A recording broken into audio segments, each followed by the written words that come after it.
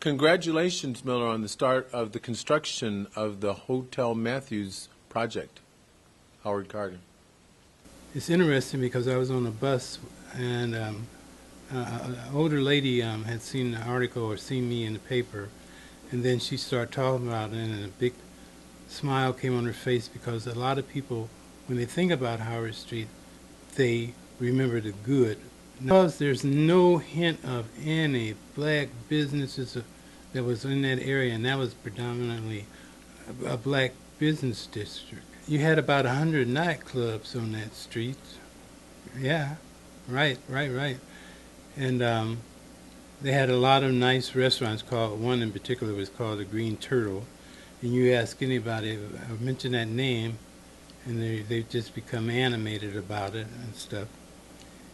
And you had your black businessmen, or like you had your doctors and dentists, and and all those things that you really don't have very many of them in Akron. It was more or less, he was an entrepreneur, and he was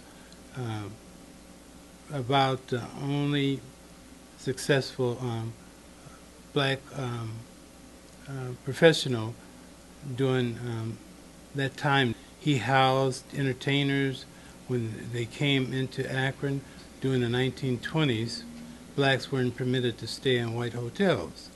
So he housed a lot of entertainers: Cab Calloway, Count Basie, Ella Fitzgerald, Scatman Carruthers, Red Fox, and that's where they stayed, and they played across the street, which now is the Interbelt Bar, was called the Ritz. He gave a sense of pride in terms of being a hotel owner, and he didn't have really any. His education was very minimal, and he used to work as a train steward, and he was trying to get a loan from a bank to get his business going, and they denied him that. But he turned around, he became part of their board of trustees. You know what I mean? And he showed that certain things can be achieved if you like just keep on keeping on with it. I thought that was real interesting of him.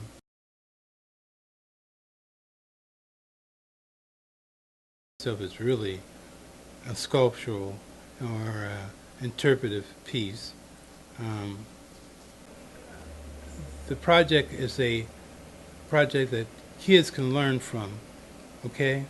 Because a lot of people weren't around that time, and you talk to them, they don't know anything about like that, And I think it's a good educational thing. I hope people come down there and even like school bring some of their classes down there. Would like to see them, like maybe someone speaking at schools about Howard Street, just to tell them what it was, and I think that would help things out a lot, give it more pride, I guess you would say.